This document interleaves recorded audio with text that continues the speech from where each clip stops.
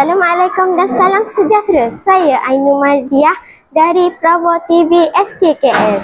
Pada hari ini, sekolah kami akan mengadakan majlis simbolik pemakaian lencana jalur gemilang pada pakaian seragam murid. Kementerian Pendidikan Malaysia KPM berperanan penting dalam menyemai semangat patriotisme dan cinta akan negara dalam kalangan murid sejak di bangku sekolah lagi. Justeru suatu usaha daripada peringkat akar umbi hendaklah dilaksanakan secara holistik bagi memastikan semangat itu terus kekal dan subur. KPM mengarahkan pemakaian lencana jalur gemilang pada pakaian seragam murid. Antara objektif bagi majlis ini ialah lencana jalur gemilang pada pakaian seragam murid juga melambangkan perpaduan antara murid-murid pelbagai latar belakang di Malaysia. Objektif yang kedua, mewujud sikap bertanggungjawab dan berdisiplin terhadap pemakaian lencana jalur gemilang. Objektif yang ketiga, mewujud sikap bertanggungjawab dan berdisiplin terhadap pemakaian lencana jalur gemilang.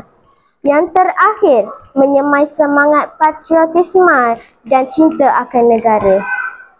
Mari kita saksikan atur cara majlis simbolik pemakaian lencana jalur gemilang di SK Kampung Laut.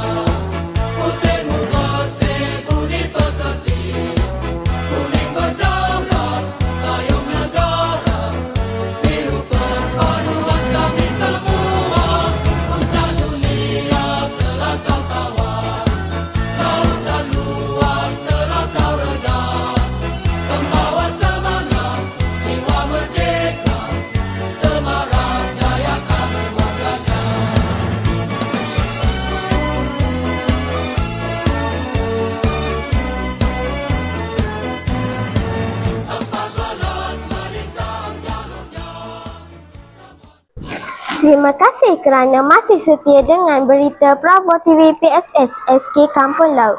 Kita mengharapkan semangat patriotik dengan tersemat dalam diri murid di SK Kampung Laut. Sekian laporan saya. Terima kasih.